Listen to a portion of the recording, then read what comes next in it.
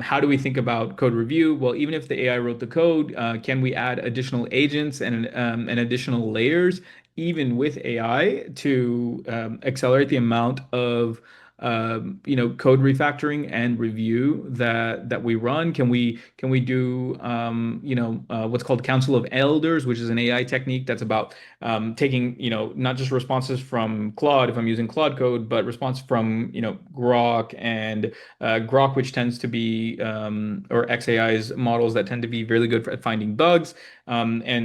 kind of create a balance across different types of models, so that we also reduce the likelihood of a certain model having blind spots for our production level code, which, by the way, also reflects in things like security, right? I often give the example that be very, very careful of using AI to